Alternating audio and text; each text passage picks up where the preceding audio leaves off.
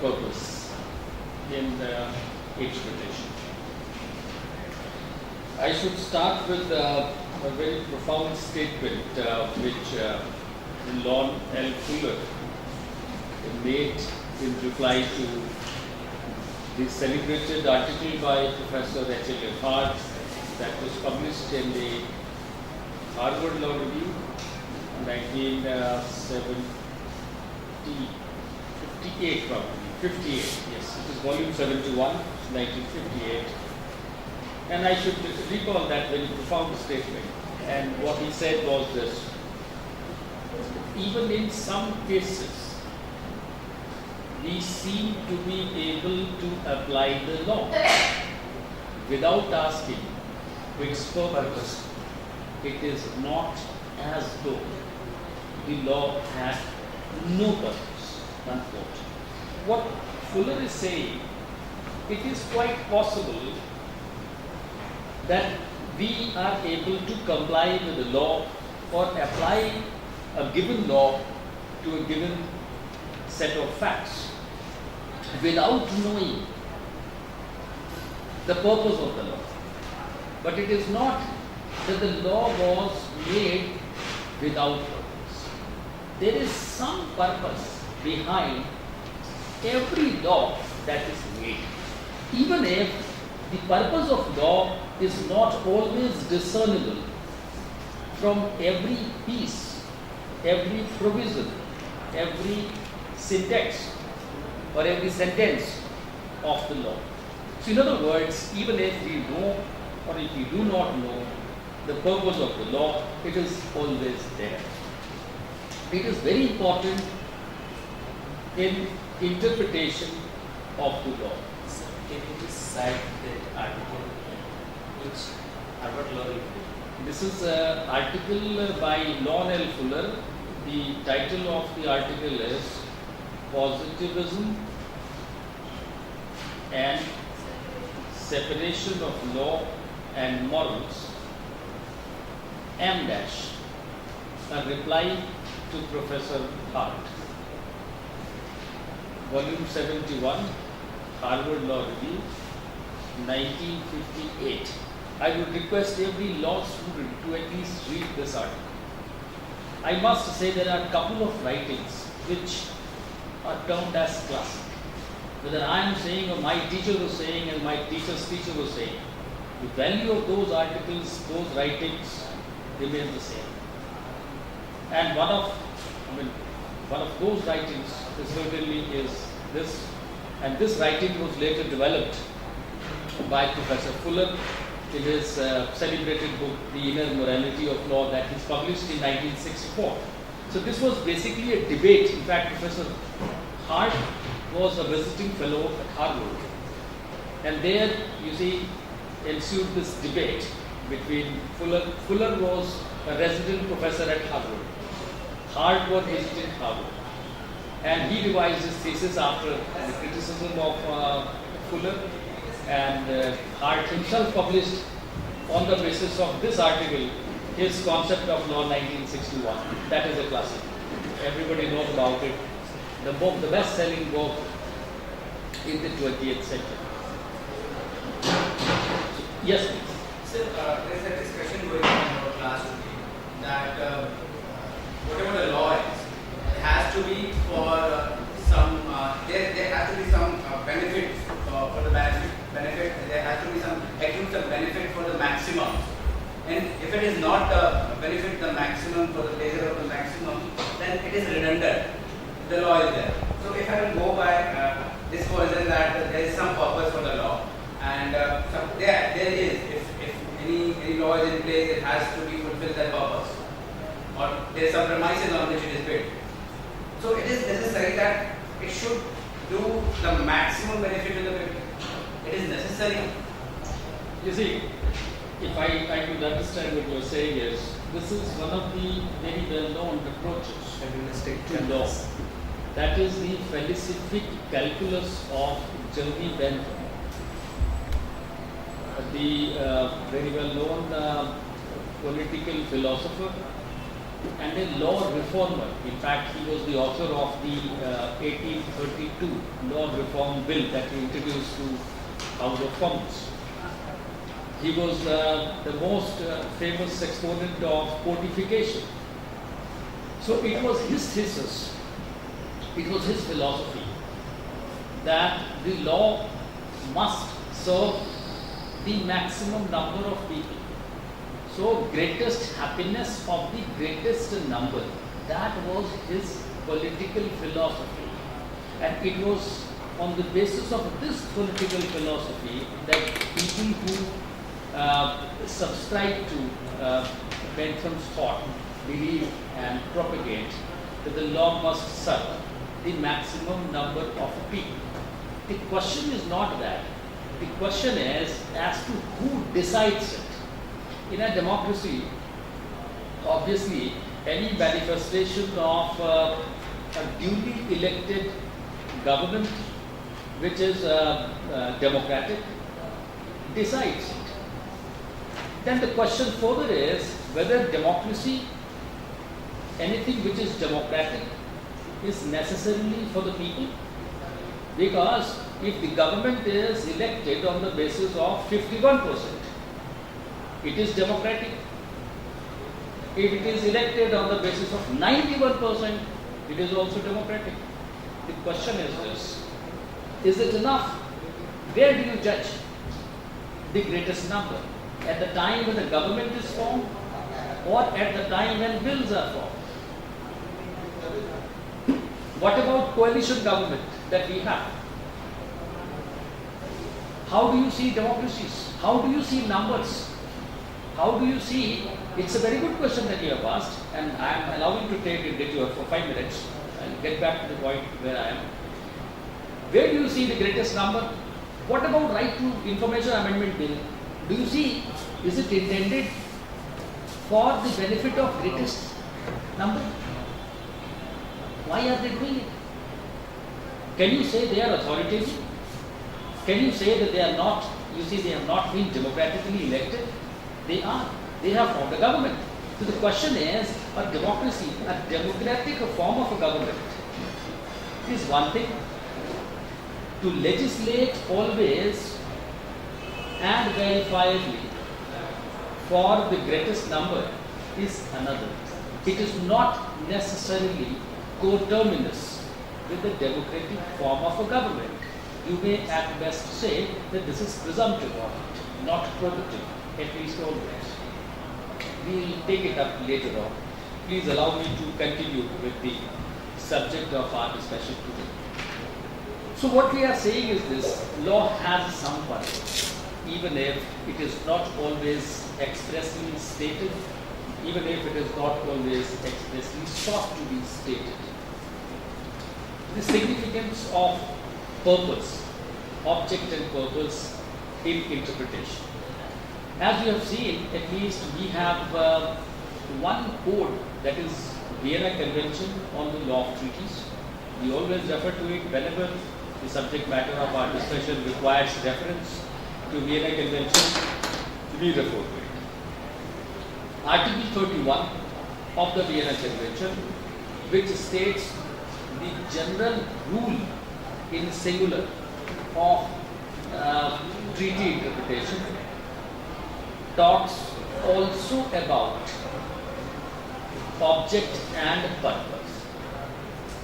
A treaty is to be interpreted, that is how it goes, in good faith by giving ordinary meaning to the terms of the treaty in the light of its object and purpose.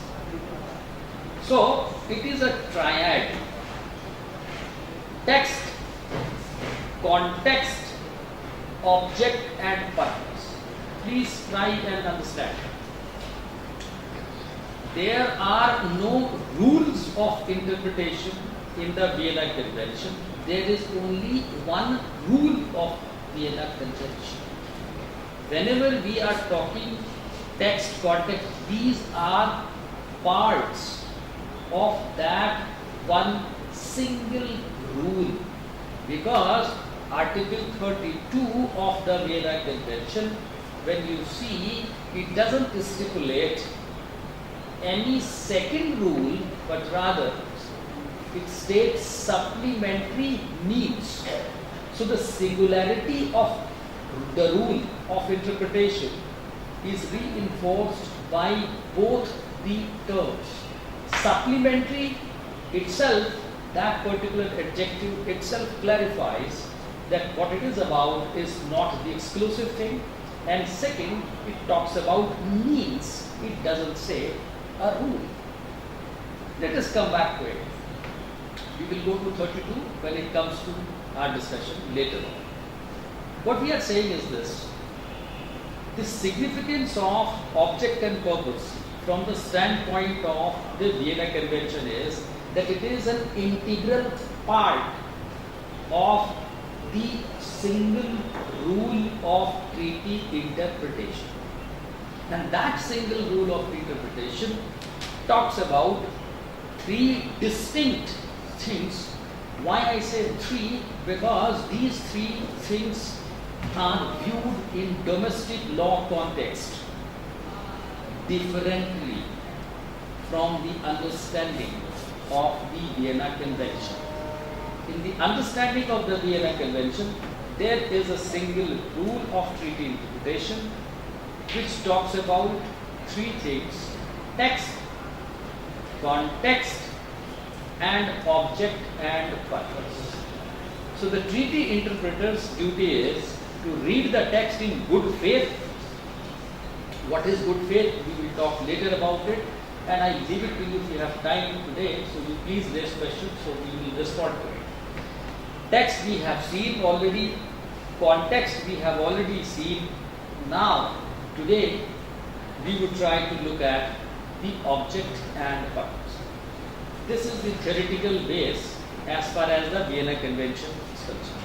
Now, let me come to the domestic plane. The first thing about the domestic plane is, as distinguished from the Vienna Convention, there is no such one single rule on the domestic plane. I repeat it what I am saying. There is no such one single rule on the domestic plane. That is our first statement. The second statement is, even if there are multiple rules, these so-called rules are not analogous to the Vienna Convention. The reasoning is as follows. Vienna Convention is on the international plane, is analogous to legislation on the domestic plane. This is the hardest form of law, that is a treaty. In other words, whatever rules of interpretation that we have on the domestic plane, they are not legislative devices. They are no enactments. They have not been legislated. So they are not acts of parliament legislatures. In other words, whereas on the international plane we have a treaty rule of interpretation, on the domestic plane we have judge-made rules. In other words, these are axioms of experience of the judges, whose duty it has been to adjudicate interpretive problems, and as means and methods employed by judges to adjudicate statutory interpretive problems have piled up, these rules and maxims, presumptions, analogies, aids of interpretations got dropped. So these are the fundamental differences. Now, on the domestic plane, I told you there is no such one single rule where text, context and object and purpose are referred to at the same time. On the domestic plane, yes, there is almost unanimity in the both common law and civil law systems. I am sure you are aware of common law and civil law systems. If do not, please ask questions. The text is the most important element. Now, as to the relative importance of purpose, at least historically, there has been a varying degree of emphasis in these two approaches, these two systems. Common law system would give less emphasis to purpose, at least historically. There have been periods in the interpretation of House of Lords where purpose was significantly relied on, but that has historically not been the case.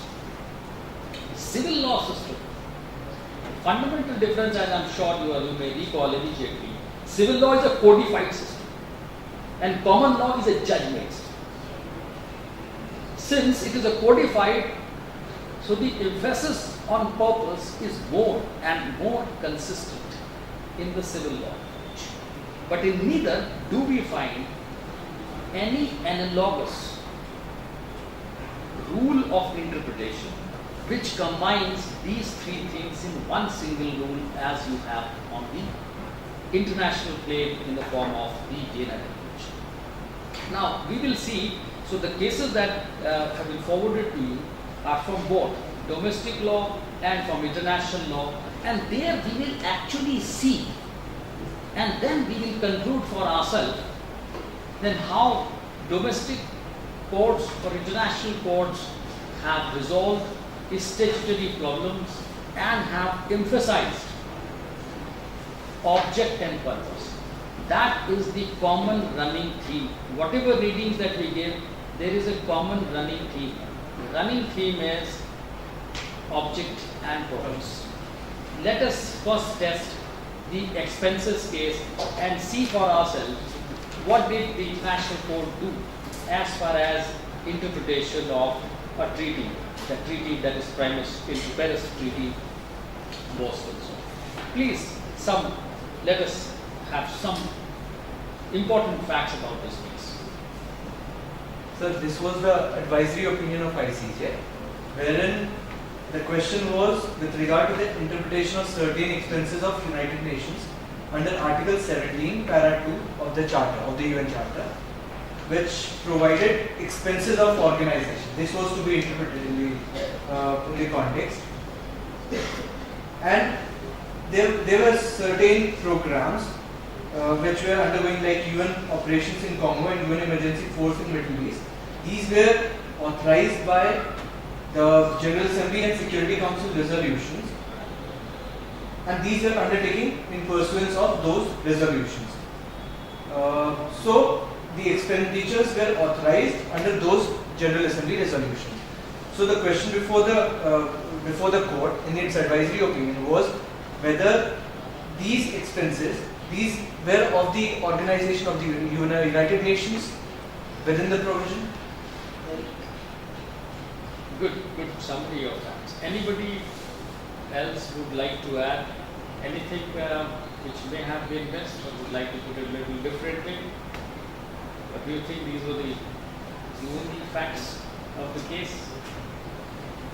The treaty provision was the United Nations Charter, as correctly stated by him. The particular provision was Article 17 of the UN Charter. Expenses were incurred, as has been correctly stated by him, by the United Nations. There was a slight,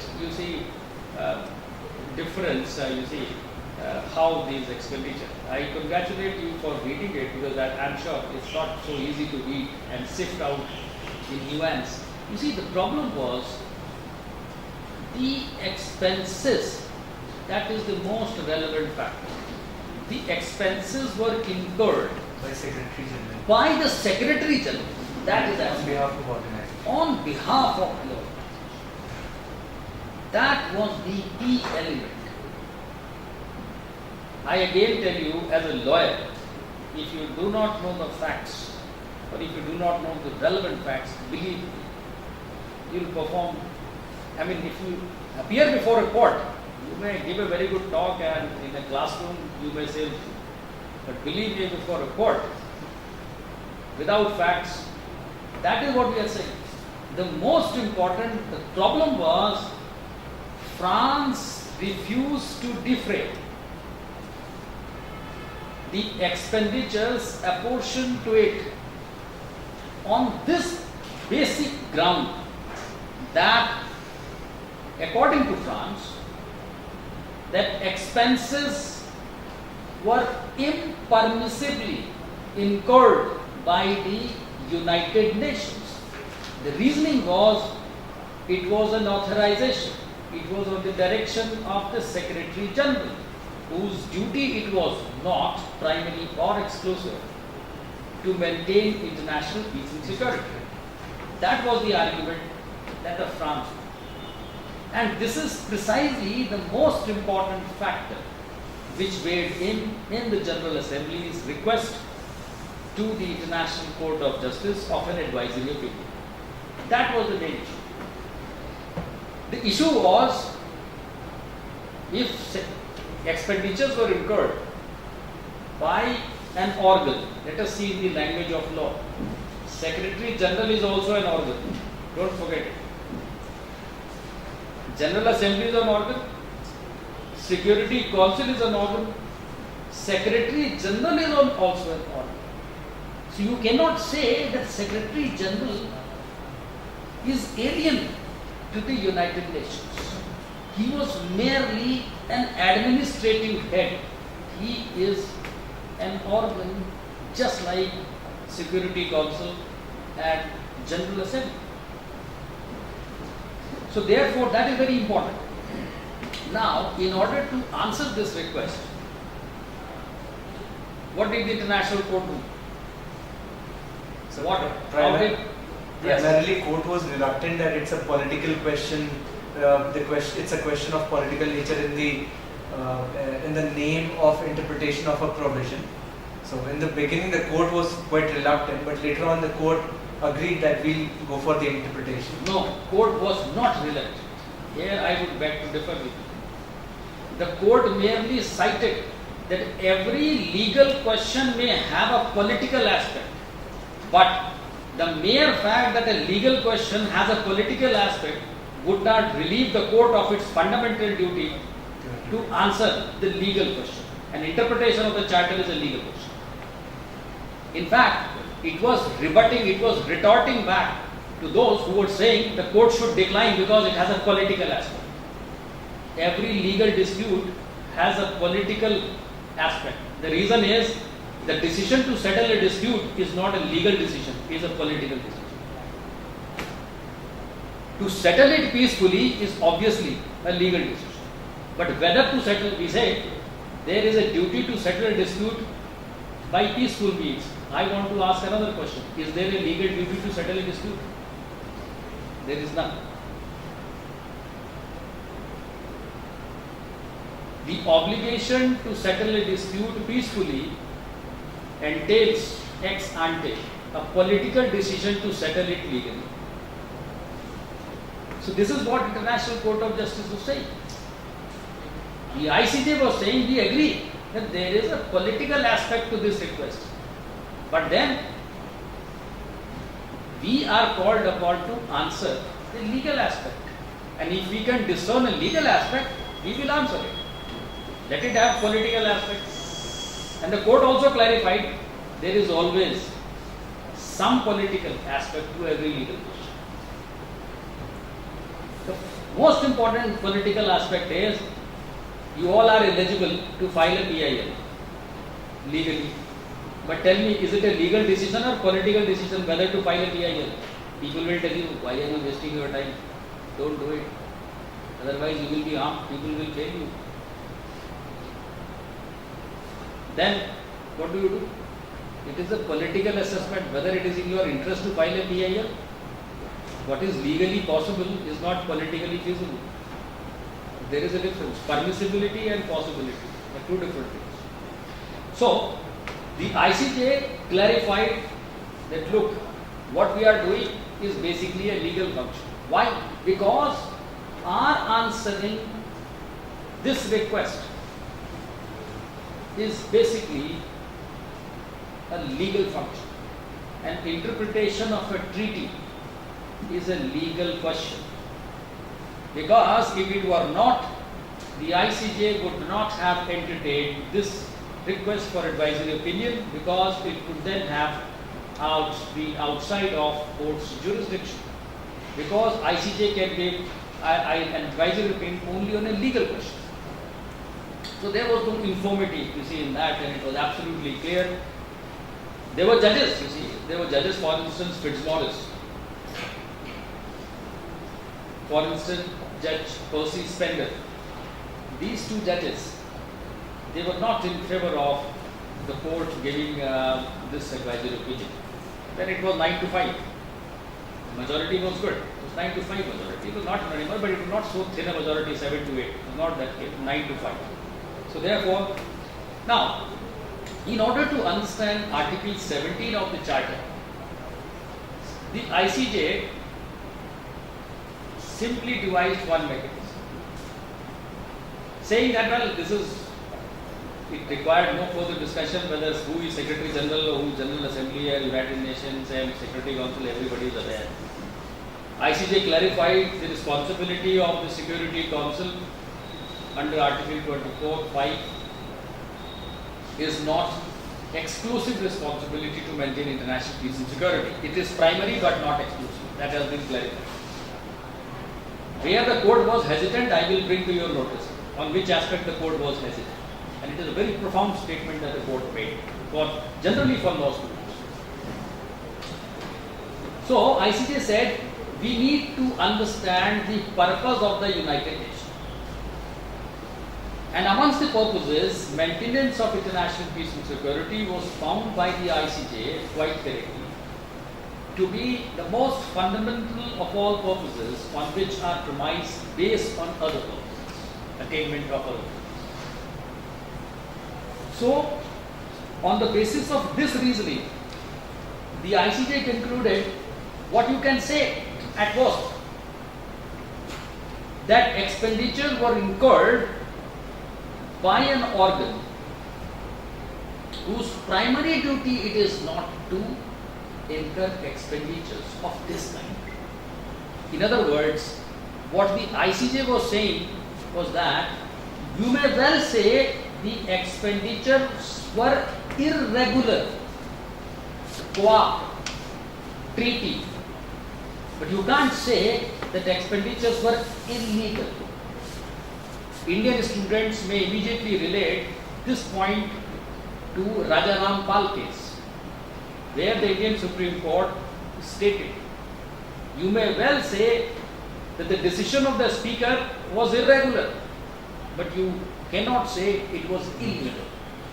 There is a difference, illegality and irregularity.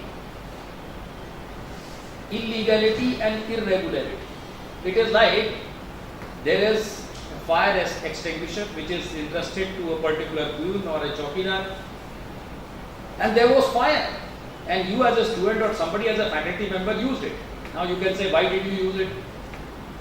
Was it your duty to use it? You say, fine, I know it's not my duty, but I basically use this fire extinguisher to douse the fire. So you can say it is irregular. It was none of your functions. If you are a student, it's not your function. But if you are a faculty member, it's not your function. Similarly, the court was willing to accept that it was an irregular expenditure.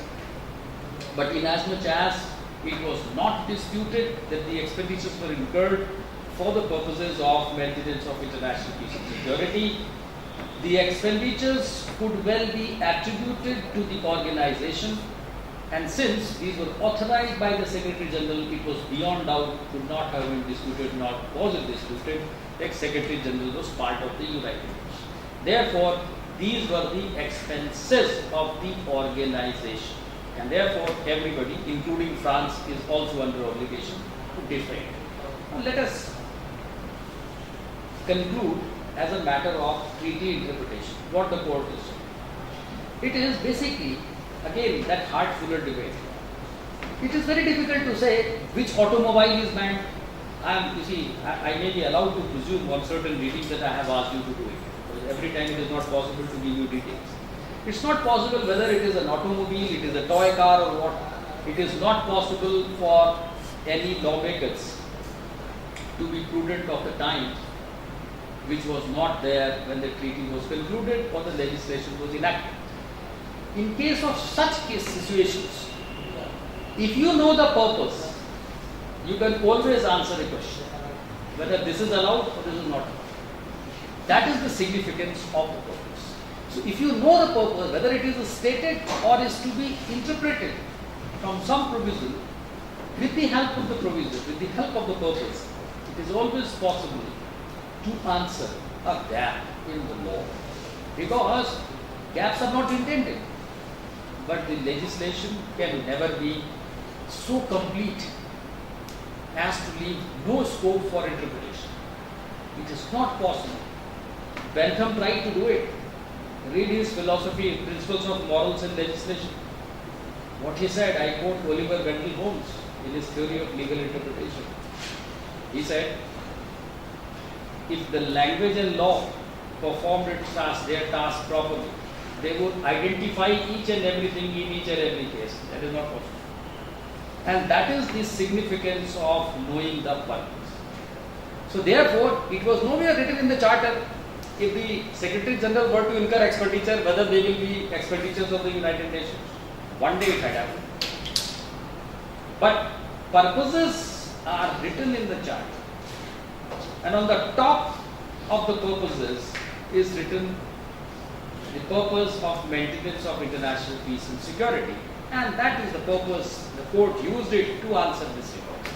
So this is how this case was resolved by the ICJ of the domestic. If you have any quick question or comments, we take, and then we move to a domestic case, and there you see how the domestic court would approach a statutory problem and make use of purpose.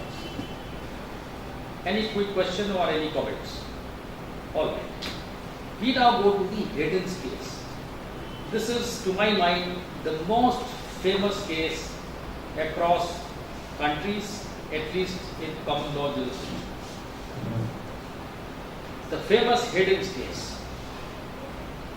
So you have the text with you. The text is not usually to be found in textbooks, the whole text. You say Hayden's case and those 4 points are there.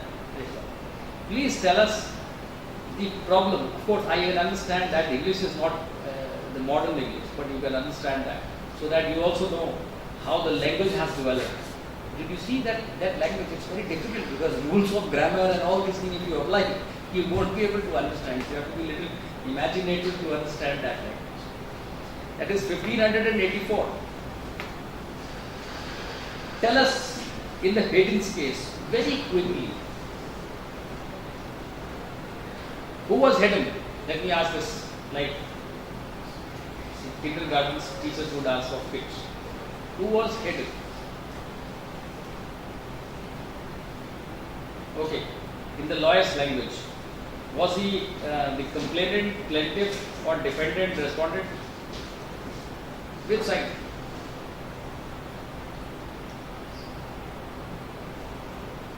Plaintiff, complainant, respondent, defendant.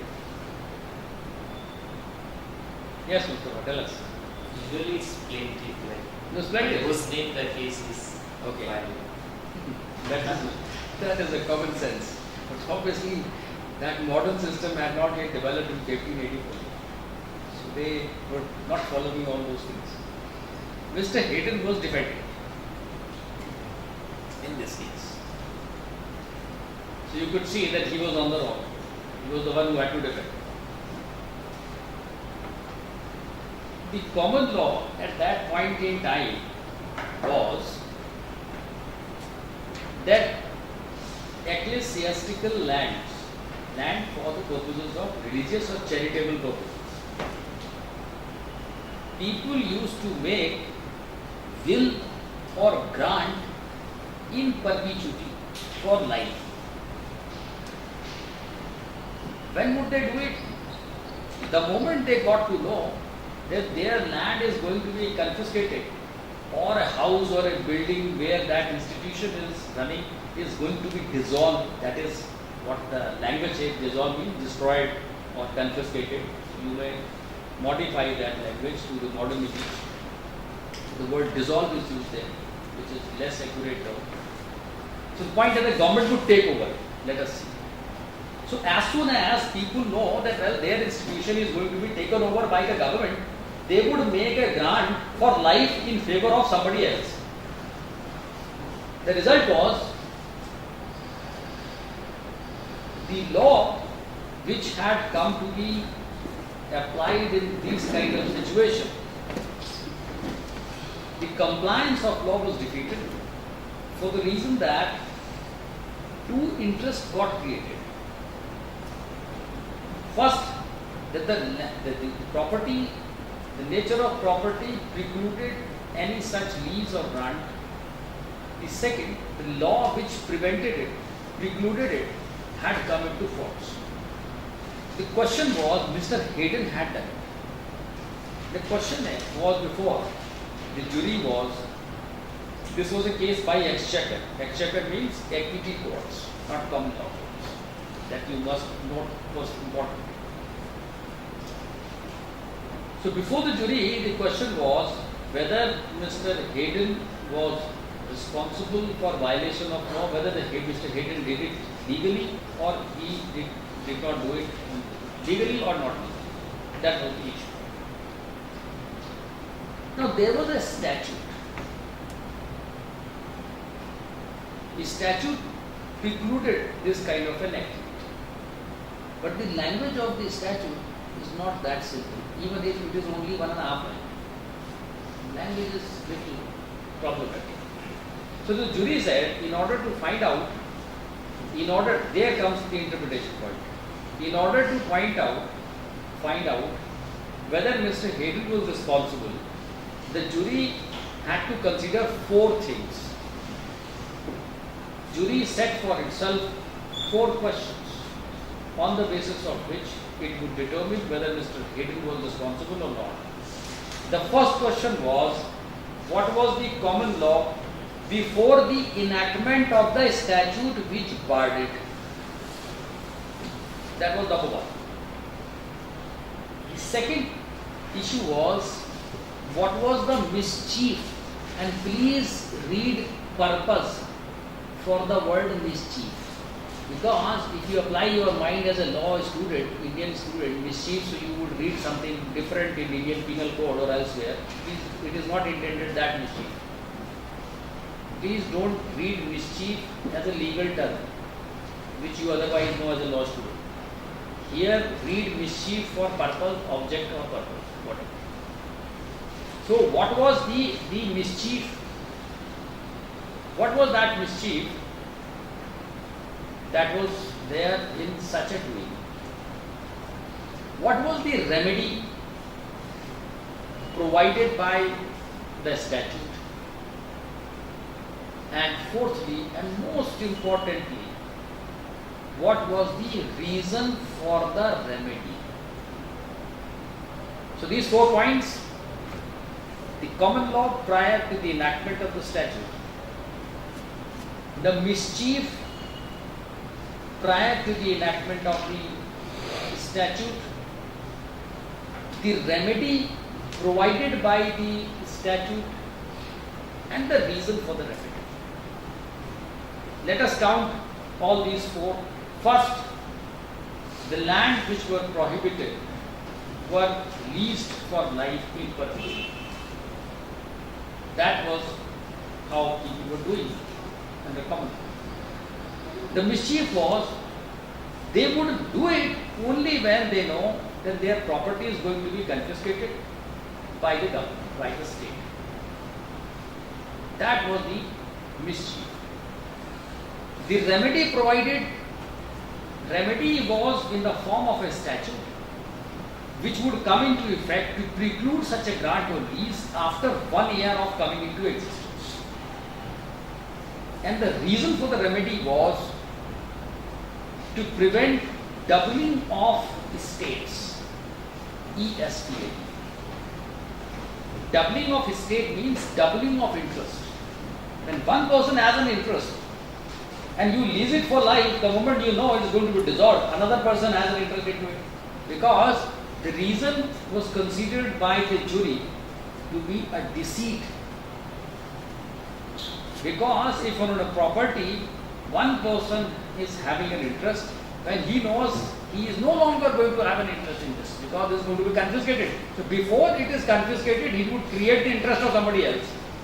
It is basically a deceit. In other words, you know that your property is going to be confiscated by people and then you sell it off to somebody. And that poor fellow doesn't know that this is going to be confiscated. So it was basically to prevent doubling of interest that this statute was enacted. So in other words, this is the famous mischief rule. So mischief means the problem, the object. What was the problem? What was the issue? In other words, this so-called mischief rule of interpretation is premised, tries to answer in every question of interpretation the word why. Why was the law enacted? So it is said on the basis of this, it says, well, if you do not know anything, well, you just please get to know why. And as soon as you know why, you can interpret it. A very relevant and very latest example of this approach you can find in the famous Novartis case of the Indian Supreme Court of April 2013, in which this novelty and that issue was involved. You read, you see Supreme Court judgment, and it has quoted two prior judgments of the Supreme Court, and I should make a quote from the judgment. It says, a statute is best interpreted if you know the reason for it. It says, why was it enacted?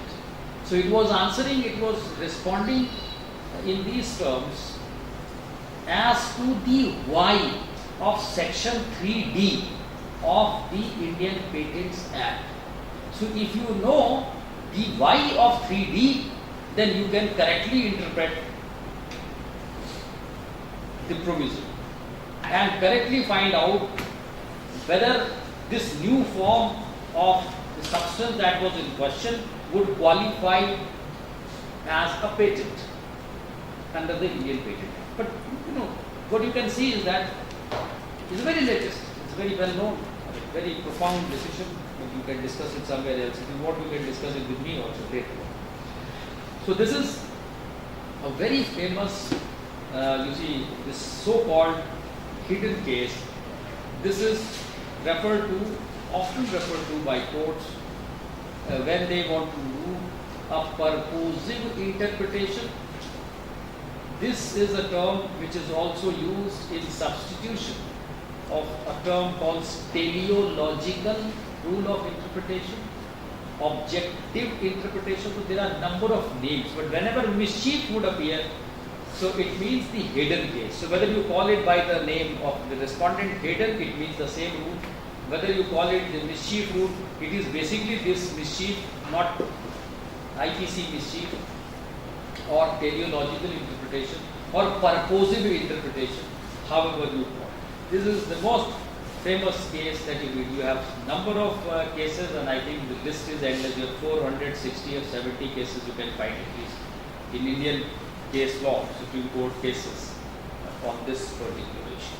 If we have any quick question, we can take any question on this aspect, and then we will move on to test this purposive interpretation from other cases. We have other cases of other kinds. Here was a land case, then we have a hunter case from Canada. So you have a different jurisdiction, and there is a constitutional case. So that is how we have made a choice. We have the subjects and jurisdiction also we will see. That's also a very interesting case. But let us see, hidden case, any comments or any questions on this one? So you have a four-pronged approach to interpretation on the basis of this famous Haydon case. So mischief means what was the problem? The disease, the evil, and it is basically to address. So it says that you should know the evil that legislation wanted to cure.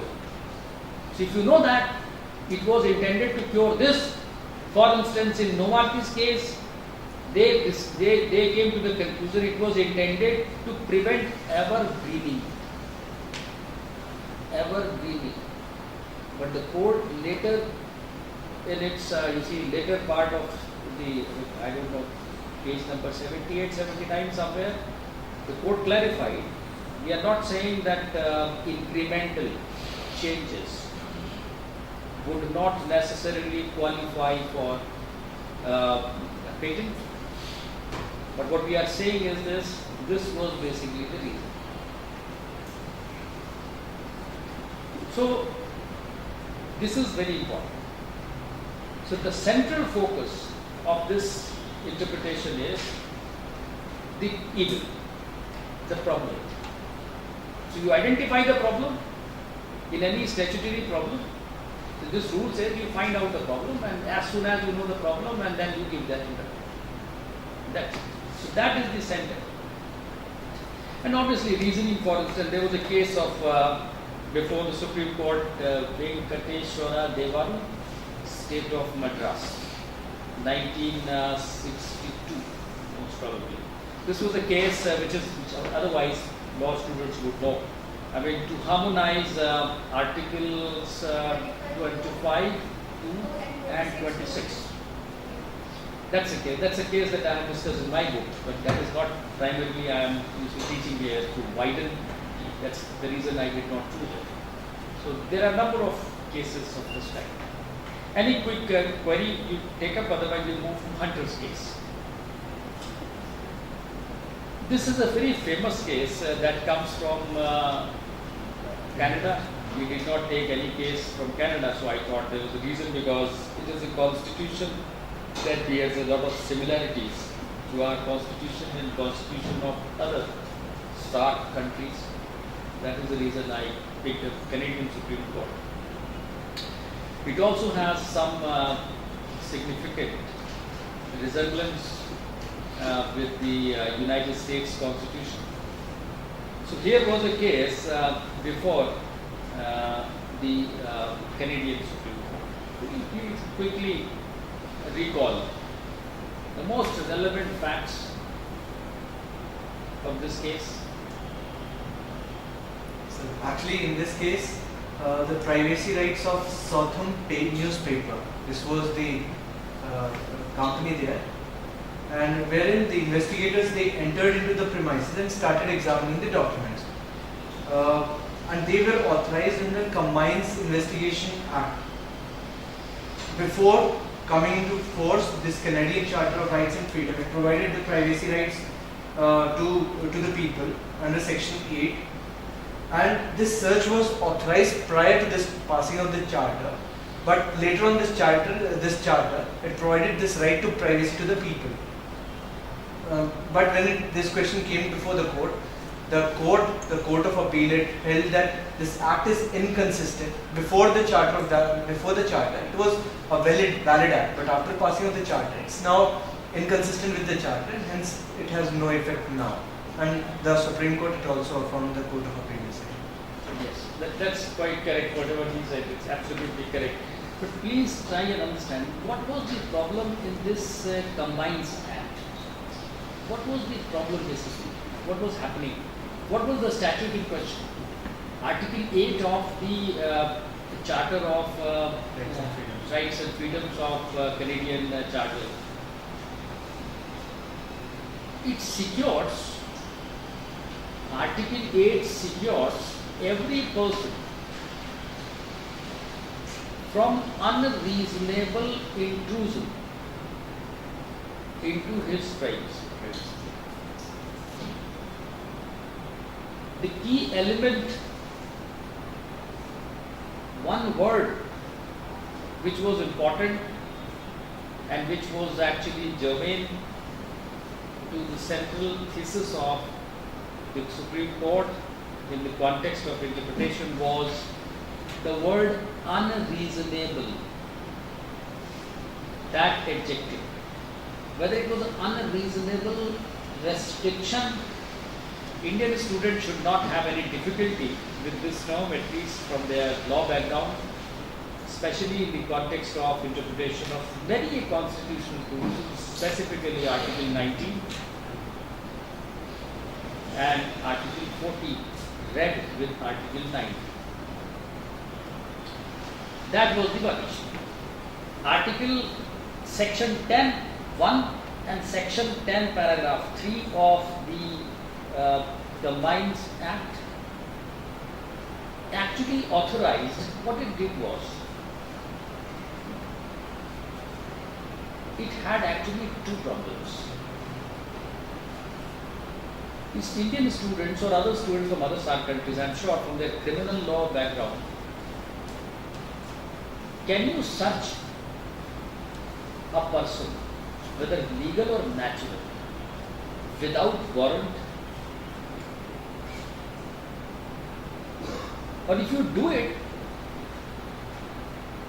how do you do it? If you, first question is, can you search? Can you enter somebody's premises and say, I want to search and I will search everything, whatever you want? So if you, first of all, you search without warrant, that was not a disputed point in this case. Please try and also understand, when you recall facts, the second stage to be precise about the subject is, you should know what is a disputed fact in the case and what is not disputed. This was not disputed, it was searched without warrant. So let us leave it. What was disputed was that the appellants, Mr. Hunter, the director and others, they argued that this was reasonable. A search without warrant was reasonable. The defendant, appellee, in this case, relying on the reasoning of the Court of Appeal, which found this particular provision to be unconstitutional, ultra vires, the charter, was that it was unreasonable. So try and understand. The first issue is, it was searched without warrant. If it was searched without warrant, ex specie, this is illegal. And Supreme Court said it. It is presumptive of the fact that it was illegal unless you rebut this presumption of illegality. And this presumption of illegality was found to be irrebuttable, was found not rebutted by the appellants, Mr. Hunter, because of two important problems in their investigation. First, they had no specific purpose of investigation. You see, if you see the text of the order which is attached in this judgment is, it's like this. I am giving you an analogy. Then they will search your house, and if the evidence is not available in your house, they will search you elsewhere in the country. So if your cousin is living in Bangalore, they will search that. If your friend is living somewhere in Calcutta, they will search that. If you have another business in somewhere in Amritsar, they will search that. You have another office. Please, what is it? The court came to this conclusion. This kind of a search, which is undisputably without warrant, was an act of the administration, where the administration was found to be acting not judicially. If you are acting judicially, you have a specific purpose in mind. You would say, well, I want to find out whether you have Ronald Dworkin's book in your room because that we found to be missing from the library and we have a complaint that you had entered the library. So we have some prima facie belief that you may have taken it. So you enter your premises only for the purposes of finding whether you have this book. So you know that they are going to look through only books. There is a specific purpose. 2. Despite the fact that the defendant, the appellees in this case, the Southern Company, asked several times, the appellants did not reveal the name of the complainant. You see, if there is no name of the complainant, then how can it be a judicious process? Can the court will issue? Is it like a Ramlila Maidan incident where the court will take suo motu cognizance? You tell me in how many cases did the Supreme Court or the High Court would take suo motu cognizance? Do you know suo motu cognizance? Was it something like available on television or everywhere, papers, so there is no need to be a complainant, everybody knows about it. If an agency is acting without any complaint, how can it be? Judicial process is adversarial process. And in an adversarial process, there must be some party which must have set the machinery of law into motion. And there was no complaint. Second, there was no complaint. At least the name of the complaint was not known. There was no specific cause. It is on the basis of these two defects in the law that the Supreme Court affirmed the decision of the Court of Appeal, and these two provisions of this Act are unconstitutional.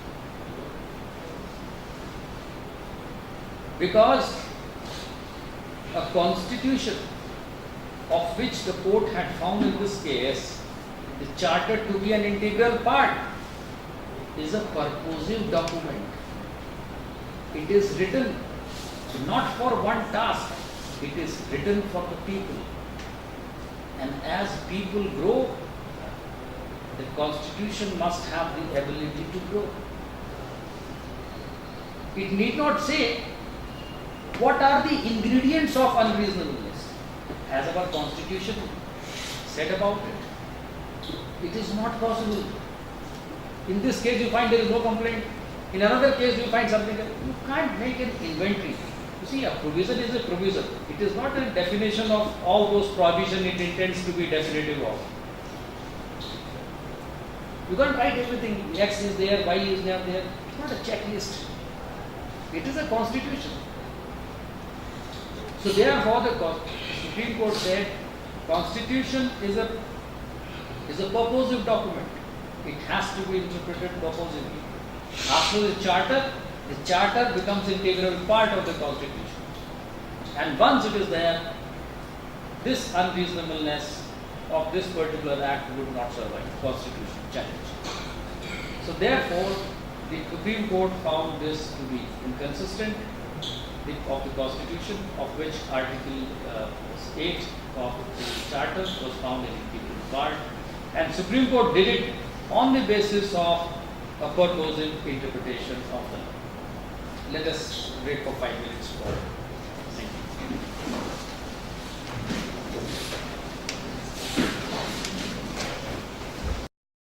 you. The next case we take up, you see, it is a case from Malaysia. That is so the first decision that we take up for discussion.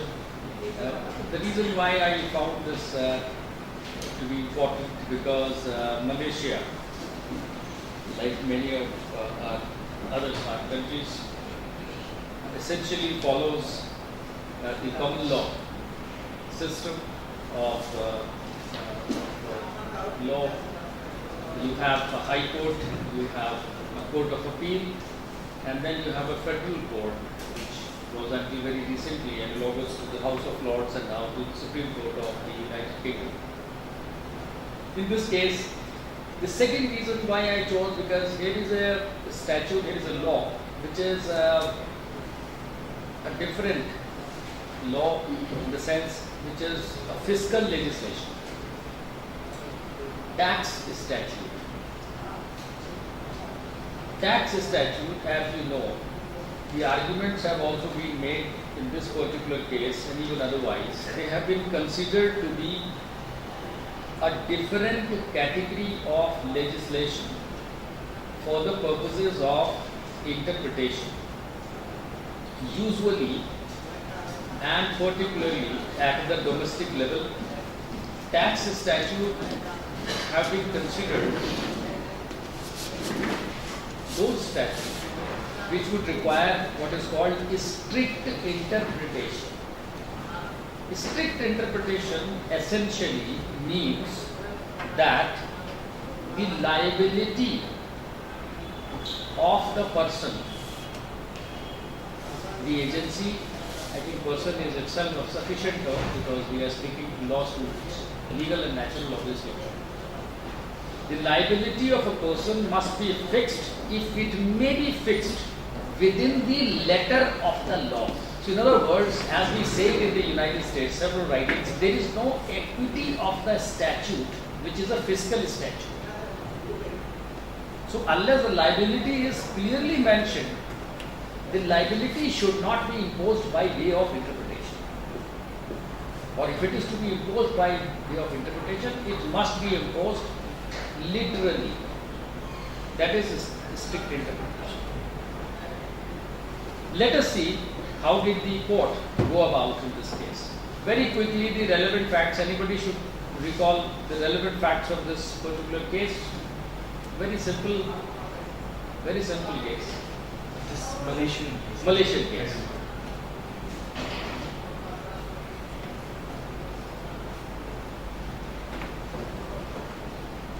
Yes, what was the statute? What was the law? Written law.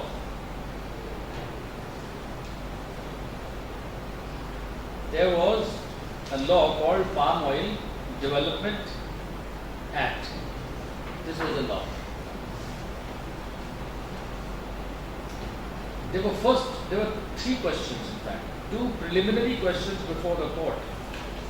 And one question as to the dispute. It is very interesting to see the interpretation in this case. There were first, two preliminary questions were, whether this Palm Oil Development Act was a tax statute.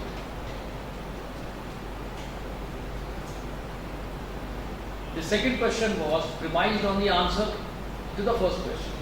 If the first question is to be answered in the affirmative, then the second question was, what should be its proper interpretation? These two questions were preliminary questions. And then there was the main question, the question of interpretation, and that was the question of dispute also. That was crude palm oil, crude palm kernel oil. That was the third question. Now, please try and understand. Palm Oil Development Act. Does it say anything about tax? It doesn't. Must the text, the name of the statute be conclusive of the nature of its nature? Let us see the first question. Whether Palm Oil Development Act was a tax statute? This was the first question. If you are a judge, would you answer if there is a statute called Palm Oil, let us say any other oil development act? Is it a tax statute or not? Yes, that is very interesting. Please tell us. Sir, actually section 40 of this act, it empowered the minister to impose research cess on palm oil. But this through 1969 order of this minister, the research cess was imposed on palm oil millers. So this was whether within this 1979 Act, this power was exercised within 1979 Act, this Act or not? This was the question before the court. Yes. How it can be? Sir, if taxes are imposed for development, that is reasonable. For farmer that will be, that will not become a taxing statute, but that will become a part of that tax. You see, the point is this: the court considered the Palm Oil Development Act to be a tax statute. The reasoning was that it allows imposition of taxes. A statute, a law which allows imposition of taxes, whether or not it is called a tax statute, is a tax statute. So the first question was answered in the affirmative. And hence was the second question. And if it was a tax statute, then what should be its proper interpretation? And there, the court referred to a statute on interpretation. There was a statute on Interpretation Act. And by referring to that act, the court concluded that only a purposive interpretation is to be given to this statute. And that, please note, that is very important. That is what I said. This case is very important. Look, I started by saying that commonly lawyers would argue that tax statutes are those statutes which require strict interpretation. Strict interpretation essentially means that the subject must be taxed on the basis of the letter of the law, not on the basis of the equity of the law, not on the basis of the interpretation of the law. In this case, the court is saying that notwithstanding the fact that it is a tax statute, it requires a purposive interpretation. Why is it saying? It is saying only because there is an interpretation tax statute. It is following a written law, which is not usually the case. For instance, in our country, at least I am not aware of any written law which says that you interpret tax statute in this manner or you interpret tax statute in this manner. Whatever the rules that I told you have, now only judge made. There is no statute, there is no legislation. So therefore, please try and understand, if there is a written law of interpretation, here is a situation like Vienna Convention for the Malaysian Federal Court. So Malaysian Federal Court was referring to a written law, and written law said that you follow purposive interpretation for Malaysian Federal Court was right in saying. Now, this was the answer in abstract. This was not an answer to the dispute. Now please see it, what did the court do? The dispute was, ultimately the court found an ambiguity. Two categories of oil: crude palm oil, crude palm kernel oil. Two categories. Palm was present in both. In one, kernel was present, in another, kernel was absent. The question is, which one would you include? If you include both and the statute says one, then what are you doing? You are basically applying purposive interpretation. The court did not do that. The court found an ambiguity and actually applied strict interpretation. The court said the subject must be taxed by the letter of the law. If only crude palm oil may be taxed, crude palm kernel oil may not be taxed. Because you cannot stretch the words when there is a liability to be fixed. So the point of understanding here is whether or not you call it a strict interpretation. But if you see the result, of the court's interpretation, you may find it whether it is a purposive interpretation or whether it is a strict interpretation. Whether or not it was called a purposive interpretation, but it was a strict interpretation in the sense that the court did not allow the words of the statute to be expanded. The court said this is impermissible, the subject must be taxed by the clear terms of the law. The law must be very clear, you can't include one in another. The second is, which is very rare, that the court admits that there is an ambiguity. The court clearly said there is an ambiguity. Whether crude palm oil is the same as crude palm kernel oil, there was an ambiguity. Ambiguity, we discussed the first day. You are aware what is ambiguity. Ambiguity is a situation where both possibilities are there. When an answer cannot be given legally, there is an ambiguity. If both the answer may be given legally, that is not an ambiguity, that is vagueness.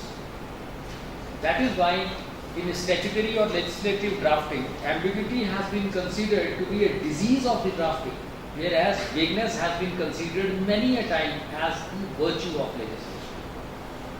That wasn't the case. Thirdly, the court had already characterized that it was a tax statute. Now, if you say crude palm oil is included by letter in the statute, you only tax crude palm oil. If you believe that crude palm kernel oil is written in the statute, so you tax crude palm kernel oil and leave crude oil. You can't do both, because if both are not included by the letter of the law, you cannot apply common sense. The court explained it. Then kernel is only part of the seed. It is not the whole of seed. Those kinds of reasoning, that is what is basically about the interpretation of a fiscal statute. You cannot tax on the basis of this kind of deductions. You have to find liability clearly stated. All benefit should be given in favor of the subject. It applies like criminal law. If there is any benefit of doubt, it should be given to the accused. So if there is ambiguity, it must be resolved in favor of the.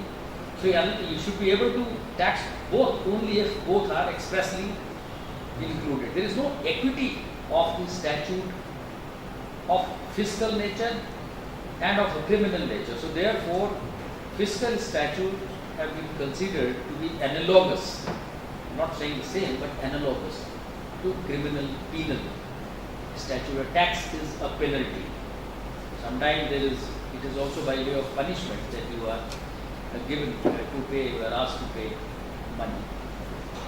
Now, in this case, so the conclusion here is, if you only read the first 2 pages of this case, you will have a different understanding of the case.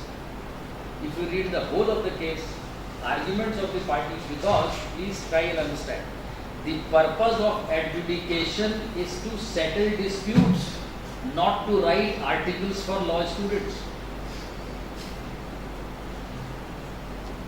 They are not writing this article in this case so that we will read it and understand whether it is strict interpretation purpose. They are doing their job and they have done it. It is for us to understand. So, we should not accuse judges sometimes to say, people, very often people would say that, well, this is a bad judgment, they have not done this. I ask a question to you. You tell me if you are a litigant, what are you interested in? If you settle this dispute, or would you like to go 10 times to appear before the court so that they are very clear about it? An ordinary lawyers of Delhi High Court, senior advocate, charges 33,000 rupees per appearance. Then you understand the meaning of, if you want them to write very clearly and coherently, then you know the cost. The litigant wants his case or her case to be over as soon as possible.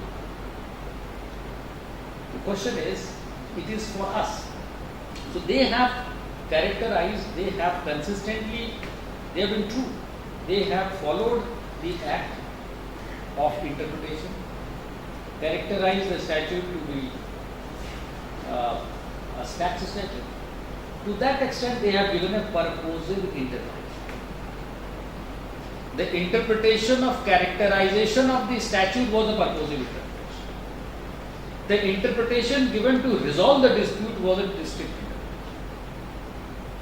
And that is basically, that makes this case to be a tricky case to understand from the standpoint of interpretation. The dispute was settled only by applying the strict interpretation. The statute was considered to be a fiscal, a tax statute by applying purposive interpretation, because the letter of the law nowhere says it is fiscal, it is financial, it is money. Nowhere does it say. Basically it says Crude Palm Oil Development Act. It doesn't say fiscal statute. This is how this court is went about. Any quick question? Very quickly, precise question if you have. When you not see the intention of the legislature, what if it wanted to tax both the kind of palm oil and That is what is, yes, this is a very good question. Very specific language here too. The intention of the legislature was found to be ambiguous.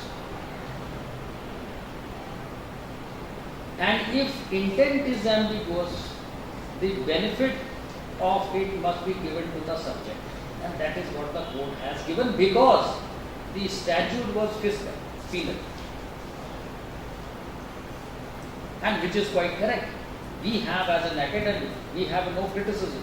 I have no criticism. This is the approach which I am otherwise familiar. I mean, the House of Lords would do it. And if the court wouldn't do it, then it would be subject to lot many criticism. I am not aware of, you see, any other approach to fiscal, you see, interpretation. We have several, I can cite you several cases where the court has done the same. If you expressly, if you say that there is ambiguity, then how can you see, tax both? You have to tax the one which is clear. In penal statute, liability, you have A.V. Fernandes versus State of Kerala. I don't know the year, but A.V. Fernandes, State of Kerala is a correct case, and I correctly remember is 1963 most probably. It is a fiscal tax case, and where exactly the problem was like this of a particular word. And the court applied the same interpretation. You have another case, Seksenia Cotton Mills case. Very famous and a beautiful judgment by Justice Vivian Bose on the question of what amounts to possession of a Dell credit agent.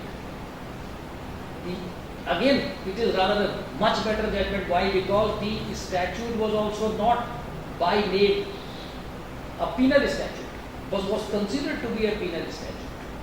And hence, strict interpretation was given quite correct. Beautiful judgment by Justice Vivian Bose.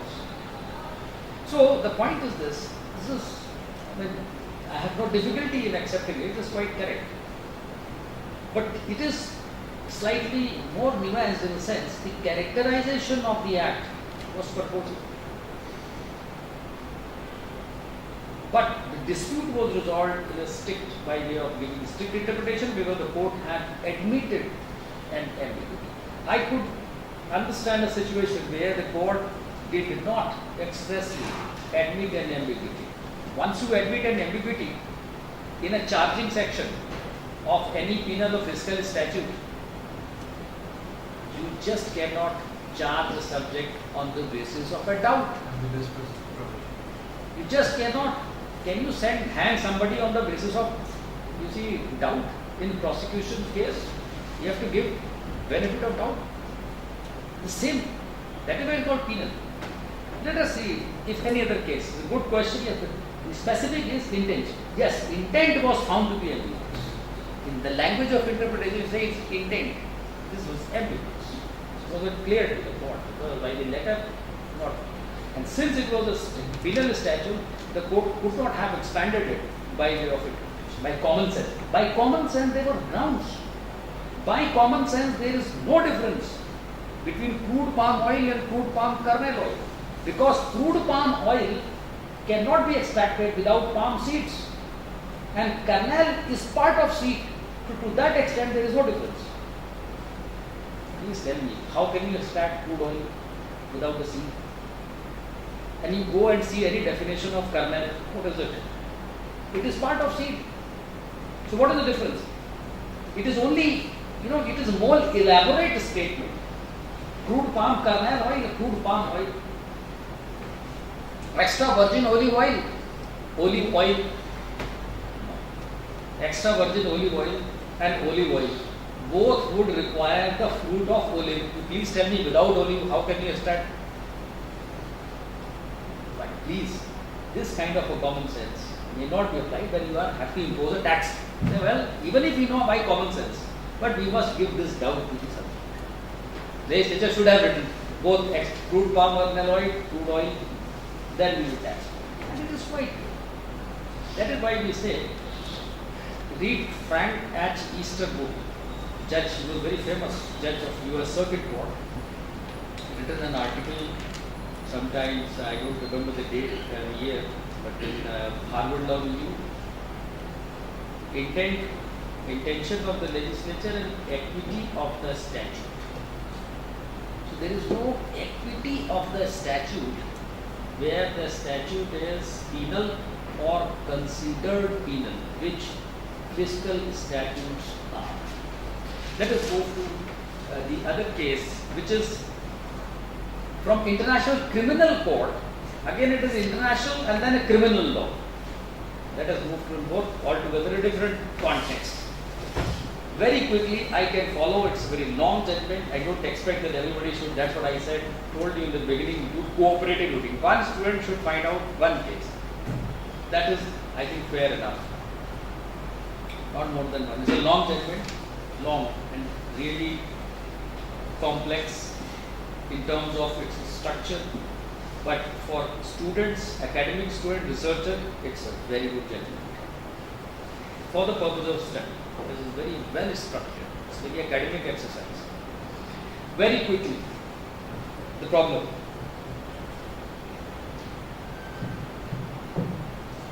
What was the problem? What is the case?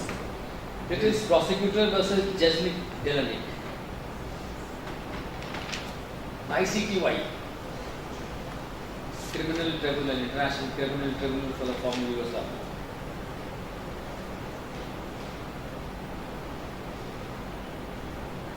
You see, there are three specific things to note in this case. The first is, very rarely do you find in any judgment, which obviously is a hallmark of a civil law approach, which common law lawyers must learn much from, but which is really exceptional in common law adjudication, that the court should delineate its approach. And believe me, it is like your LLM dissertation or PhD thesis, chapter wise and point wise, approach to its interpretation. Indeed, in the beginning, the court has given its structure of the judgment, how it is going to write its judgment. So therefore, nothing can be better for students to read. Very profound statement at the very beginning about the interpretation of its. Then you see approach level and then you see at the practical level, two illustrations. One is, the court has clarified in this case that the court is going to give a purposive interpretation to its statute. Statute means the statute of the International Criminal Tribunal for former Yugoslavia, that statute, which had established it.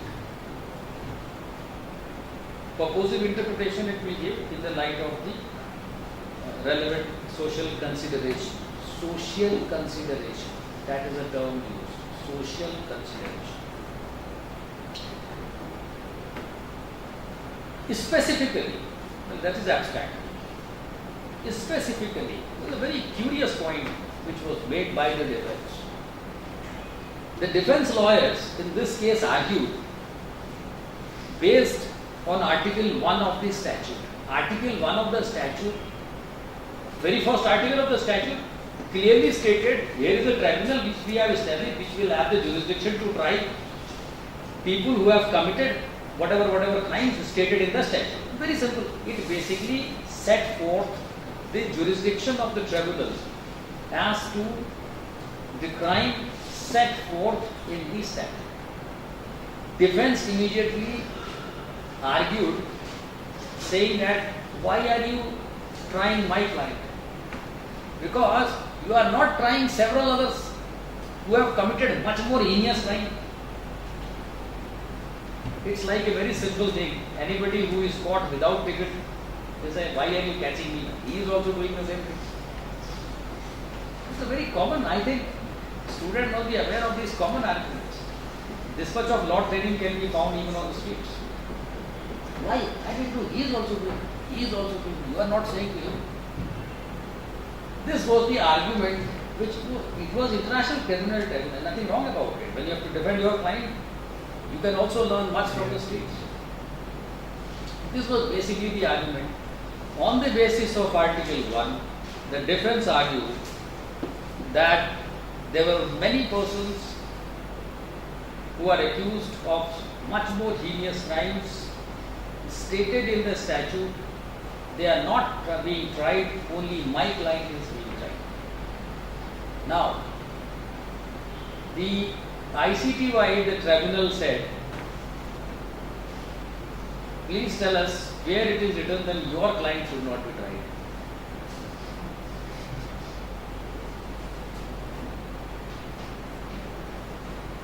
Because you are here for your client and we are trying him, we don't dispute. This was not a disputed fact. Whether that client was being tried, Mr. Delali was tried or not tried. He was acquitted. Ultimately, that is again beside the point. The question is whether there was any exclusion in favor of that person, that he would not be tried. That is the first argument. Second argument, the court gave, it is for the prosecutor to set the machinery of law into motion. Please see the structure of ICC and the structure of ICTY. The structure of ICC is no different from the structure of ICT. There is a difference. Prosecutor and trial. In other words, prosecutor is basically doing the pre-trial, as it were. So the tribunal is saying, the trial court is saying, this judgment is of trial court. The trial court is saying, to try your client was a judgment made in the first instance by the prosecutor, not by us.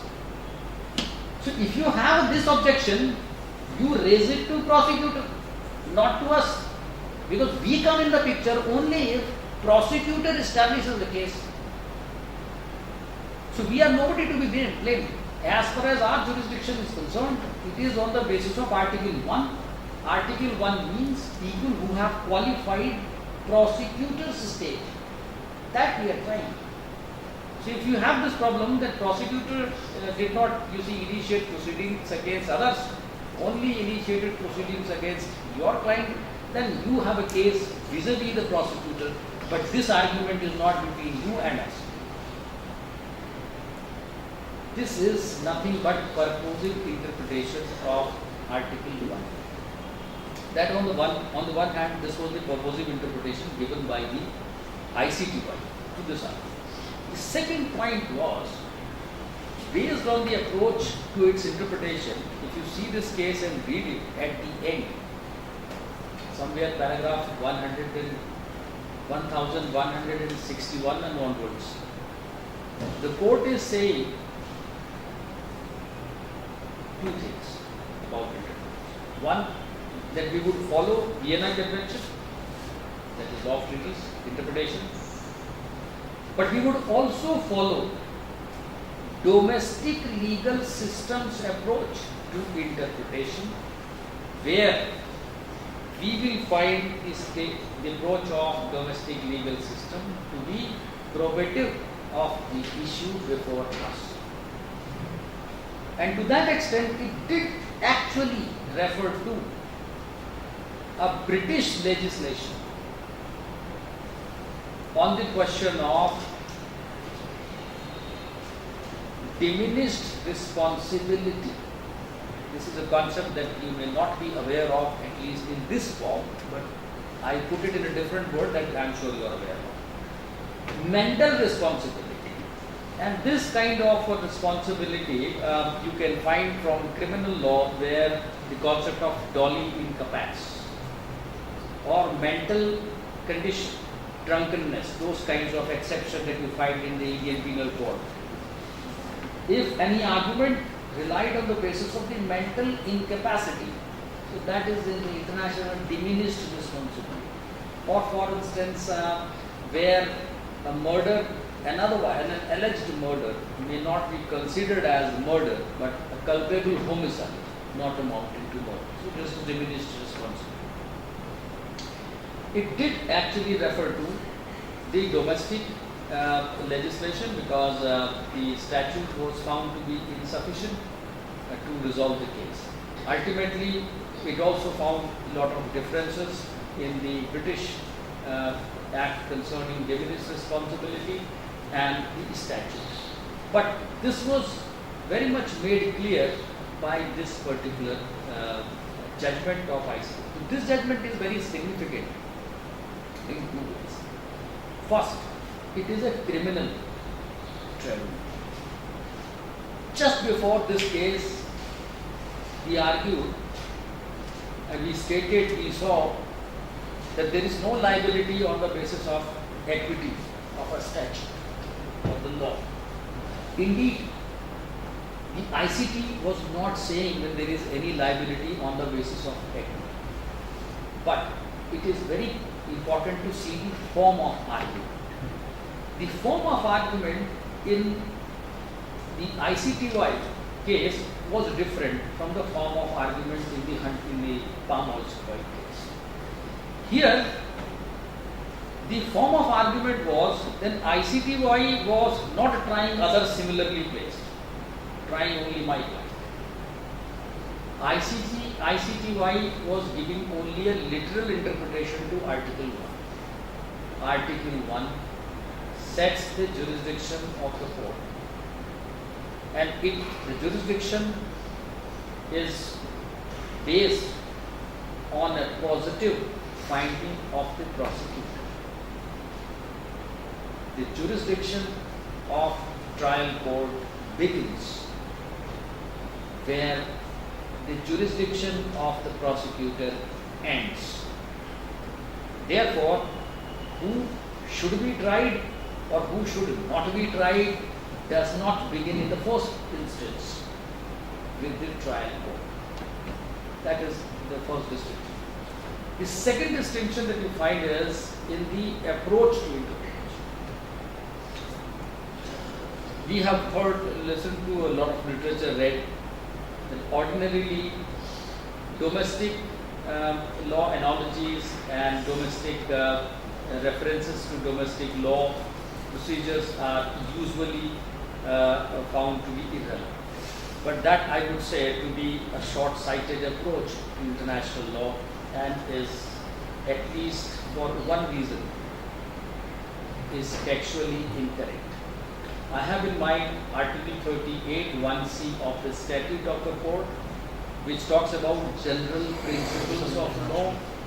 And please note, these are not general principles of international law, these are general principles of a national law. And a classic study, in fact, PhD thesis of Harsh Lauterpacht, 1927 book, in a book form, Private Law, Analogies and Sources of International Law. That's a classic on general principles of law. Second classic study is by Bin Cheng, 1953, General Principles of Law applied by international tribunals, these two readings. So therefore, and there are several judgments to this effect, including Permanent Court of International Justice judgment of Chorzo factory case, International Court of Justice judgment such as Temple of Previhar, Cambodia case, where International Court has applied general principles. So therefore, the conclusion is there was nothing wrong for ICTY to have also referred to domestic. If only the question properly before it was of interpretation, and nothing surprising ultimately to have rejected its reports. So this is about this. Very quickly, if any quick comments on this case? Very quickly. Please note, I mean, this is from research point of view, this is wonderful. I mean, decision by the ICC.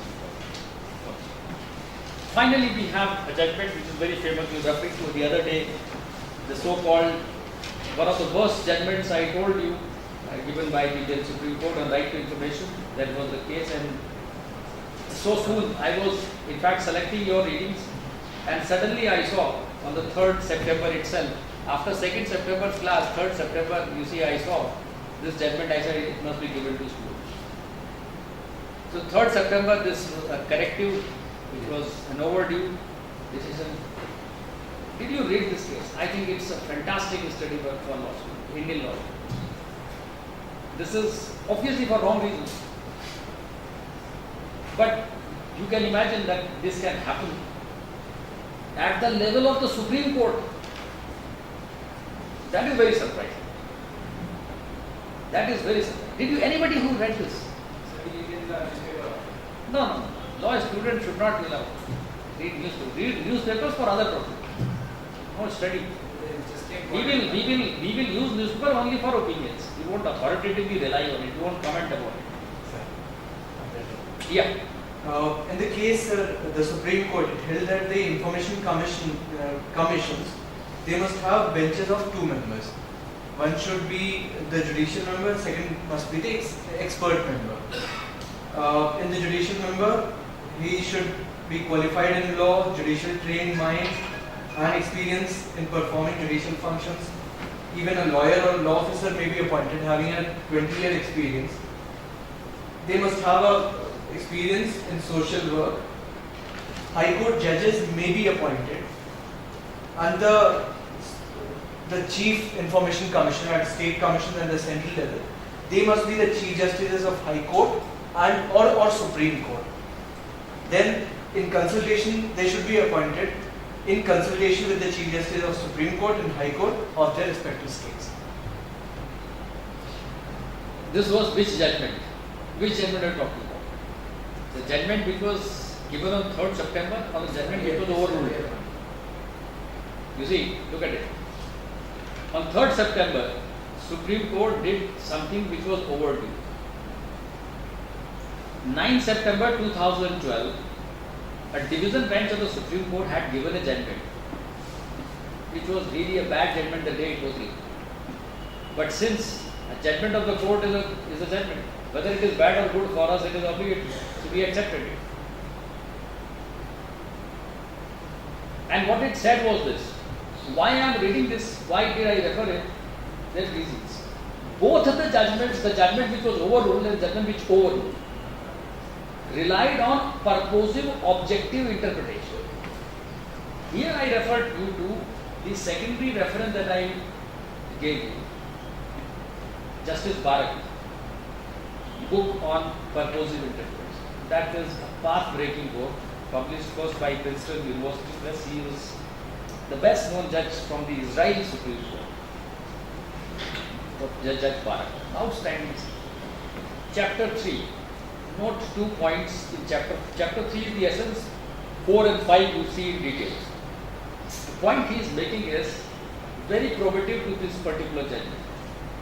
One is, there is objective purpose and there is a subjective purpose. You just note it and then you read it after the class. That is very clear. Subjective purpose is what has been highlighted by the judgment which was overruled. Objective purpose is what is being highlighted by the judgment which overruled. The latest judgment of 3rd September 2013 is basically objective. The difference is that I tell you. Article 12 of the Right to Information Act in paragraph 6 and 15(6), whatever, these two judgments, they do not talk about the degree of law or degree in that particular branch in which a person must have experience to be appointed as Chief Information Commissioner or Information Commissioner. Supreme Court, in the judgment which was overruled, last year judgment, had read a degree in that particular subject. On the reasoning, then how can you have experience if you don't have a degree? Justice Swatantra Kumar's reasoning last year was, you cannot have experience of law unless you have a degree of law. See, I remember of Francis Bacon who once said, judges must be beware of hard constructions and straight inferences, because there is no worse torture than the torture of laws. You see, look at the reasoning. How can you have experience of law unless you have a degree of law? Logically, this is fantastic, but it may be applied to any year. How can you know cooking unless you have a degree in cooking? So all of our mothers and sisters would disqualify, all of us. How can you have cooking experience? No degree. In any way, logically it may be very good. But the point is, textually, it was not written in the Right to Information Act. Supreme Court on the 3rd September corrected this. This is not for the judges to implant degrees or these kinds of things. If it is not written, it is not written. You can't write it. Then, if the interpretation is, this is the second point, first point is over. If the interpretation is of another provision, that once you are elected a CIC or IC, you would cease to be a member of parliament or legislature, that is quite understandable. Because if you say a person who is a member of parliament is disqualified from becoming a CIC or IC, this would run afoul of Article 14 of the Constitution. Equality before the law, equal protection of the right. Fellow may be fed up with an MP, would like to be a CIC. But you don't allow him to be a CIC. That would run afoul of Article 14. So the same judgment which read into degrees also favored that you may certainly be a CIC, but once you are CIC or IC, you would cease to be a member of parliament. That was objective purpose. Why?